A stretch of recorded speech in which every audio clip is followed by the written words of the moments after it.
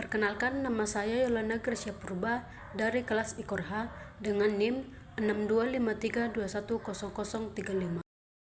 Baik, di sini saya akan menjelaskan tentang sistem reproduksi pada manusia. Yang pertama, abstrak. Alat reproduksi manusia adalah organ-organ yang berperan dalam sistem reproduksi dengan tujuan berkembang biak atau memperbanyak keturunan. Agar mampu menjalankan prosesnya dengan baik, maka keadaan fungsi dan struktur alat kelamin ini harus dalam keadaan normal. Salah satu penyakit alat reproduksi adalah penyakit menular seksual.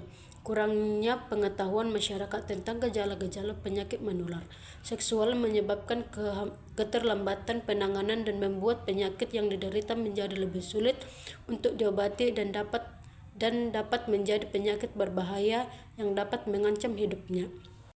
Penelitian ini menghasilkan implementasi case-based reasoning untuk diagnosa penyakit menular seksual menggunakan probabilitas bias sehingga dapat membantu orang awam dan pakar untuk mendiagnosa penyakit menular seksual. Hasil akhir berupa nilai persentase penyakit yang diderita.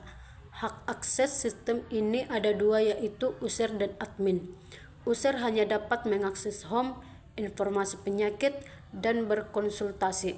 Admin dapat menggunakan fitur olah data pada data penyakit, data gejala, data khusus, dan data gejala bersatu.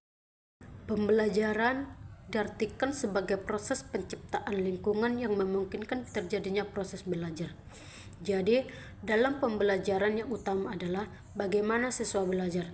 Belajar dalam pengertian aktivitas mental siswa dalam berinteraksi dengan lingkungan yang menghasilkan perubahan perilaku yang bersifat relatif konstan. Ada banyak cara untuk mengartikan istilah media pembelajaran secara luas.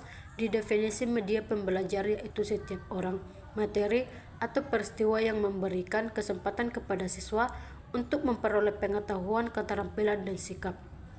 Dengan demikian, tenaga pengajar, buku pelajar, papan tulis, gambar dinding, dan gedung sekolah merupakan media pembelajaran.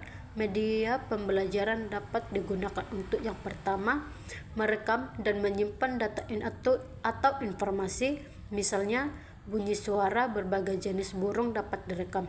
Yang kedua, memanipulasi aneka objek, misalnya proses mekarnya bunga dapat diperhatikan pada film dengan mempercepat atau memperlambatnya. Yang ketiga, memperluaskan data atau informasi, misalnya melalui siaran televisi yang disalurkan lewat satelit komunikasi, dapat diketahui dengan cepat apa yang sedang terjadi di daerah lain. Yang keempat, mendampingi siswa dalam mengelola materi pelajaran atau mengelola kembali materi pembelajaran lama. Yang ketiga, hasil dan pembahasan. Materi yang disampaikan ketika pelaksanaan antara lain tentang struktur fungsi organ reproduksi. Alat reproduksi perempuan terdiri atas organ kelamin luar dan kelamin dalam. Organ kelamin luar menurut Mariab 1996 dan Parches 2007. A. Mons pubis merupakan bagian yang menonjol meliputi simfisis mulai ditumbuhi rambut atau pubis hair pada pubertas. B. Labia mayora merupakan kelanjutan dari mons pubis. Kedua bibir ini bertemu di bagian bawah untuk membentuk perineum. Labia mayora bagian luar tertutup rambut dan bagian dalam tanpa rambut yang mengandung kelenjar sebasea atau lemak. C. Labia minora merupakan lipatan bagian dalam bibir besar atau labia mayora tanpa rambut. Bagian atas labia minora akan bersatu membentuk preputium dan frecunum clitoridis. D. Klitoris bersifat erektil. Glans klitoris mengandung banyak pembuluh darah dan serat saraf sensosir sehingga sangat sensitif. E. Vestibulum serambi merupakan rongga yang berada di antara bibir kecil labia atau minora. Terdapat 6 lubang, yaitu orisium, utera extra, inotrius vagina, yang 2 buah muara kelenjar Bartholin dan 2 buah muara kelenjar parietal. Kelenjar Bartholin berfungsi untuk mensekretkan cairan mukloid ketika terjadi rangsangan seksual.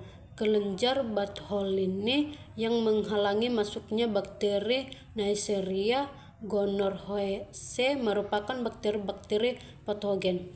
F. Himen atau selaput darah terdiri dari jaringan ikat kolagen yang eksterlin menutupi bagian besar dari liang sperma. Di tengahnya berlubang supaya kotoran menstruasi dapat mengalir keluar. G. Perineum atau karampang terletak antara vulva dan anus. Panjangnya kurang lebih 4 cm, dibatasi oleh otot-otot musculus levator ani dan musculus sozigeus yang berfungsi untuk menjaga kerja dari sphincter ani. H. Vulva yaitu celah paling luar dari alat kelamin perempuan, dibatasi panjang bibir. Fungsi utama vagina. Yang pertama, saluran untuk mengeluarkan lendir, uterus, dan darah menstruasi. Yang kedua, alat hubungan seks atau coitus. Yang ketiga, jalan lahir pada waktu persalinan atau partus. Struktur sistem reproduksi laki-laki terdiri dari A. Penis terdiri dari bagian akar, badan, dan glans penis. Yang kedua, skrum merupakan kantung berkulit tipis yang mengelilingi testis. C. Testis terletak di dalam skrum menghasilkan follicle stimulating atau hormon atau FSH. D. Vas deferens merupakan saluran yang membawa sperma dari epidermis. E. Uretra berfungsi sebagai bagian dari sistem kemih yang mengalirkan air kemih ke kandung kemih dan bagian dari sistem reproduksi yang mengalirkan semen. F. Kelenjar prostat terletak di bawah kandung kemih di dalam pinggul dan mengelilingi bagian tengah uretra. G. Vesicula seminalis menghasilkan cairan yang merupakan sumber makan dari sperma. Cairan lainnya yang membentuk semen berasal dari vas deferens dan dari kelenjar lendir dalam kepala penis. H. Epididymis merupakan saluran halus yang panjangnya kurang lebih 6 meter terletak sepanjang atas tepi di belakang dari testis. I. Ductus deferens merupakan kelanjutan dari epididymis ke calinis ingulalis. Kemudian ductus ini berjalan masuk ke dalam rongga perut terus ke kandung kemih. Di belakang kandung kemih akhirnya bergabung dengan saluran vesika seminalis dan selanjutnya membentuk ejaculatorius dan bermuara di fosfat. Sistem reproduksi wanita. Yang pertama, vagina. Vagina adalah saluran yang menghubungkan lingkaran luar dan dengan rahim sekaligus tempat mengalirnya darah menstruasi dan saluran keluarnya bayi. Yang kedua, cervix. Cervix merupakan struktur rahim bagian bawah yang menyempit dan membuka ke arah vagina. Yang ketiga, saluran telur atau tuba fallopi atau induk terdapat sepasang di setiap tubuh perempuan, yaitu di kanan dan kiri. Yang keempat, indung telur merupakan tempat kumpulan sel yang disebut folikel. Di dalam folikel, sel telur atau ovum dikembangkan. Folikel yang menghasilkan hormon perempuan yaitu estrogen dan progestogen. Sistem reproduksi pria. Yang pertama, penis berfungsi sebagai saluran kencing atau urin sekaligus tempat keluarnya sperma. Yang kedua, skrotum berperan untuk menjaga suhu testis agar sesuai untuk memproduksi sperma. Yang ketiga, testis adalah alat berperan untuk menjaga suhu testis agar sesuai memproduksi sperma. Yang ketiga, testis adalah alat kelamin bagian dalam. Fungsinya adalah untuk memproduksi sperma dan hormon testosteron. Yang keempat, epididymis merupakan saluran yang keluar dari testis Fungsinya adalah sebagai tempat penyimpanan sperma sementara. Yang kelima, saluran uretra adalah saluran yang terdapat dalam penis dan merupakan akhir dari saluran reproduksi. Penutup, sistem reproduksi adalah suatu rangkaian dan interaksi organ dan zat dalam organisme yang digunakan untuk berkembang biak. Sistem reproduksi pada pria terdiri dari dua bagian, yaitu testis yang merupakan tempat bentukan sperma dan penis. Pada manusia, kedua organ ini berada di luar perut. Sistem reproduksi pria dan wanita berbeda.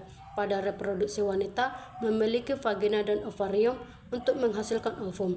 Kematangan sel telur atau ovum ditandai menarche pada usia antara 13 sampai 16 tahun. Sedangkan reproduksi pada pria memiliki penis dan kelenjar testis untuk menghasilkan sperma. Kematangan sel sperma ditandai dengan mimpi basah pada usia pubertas.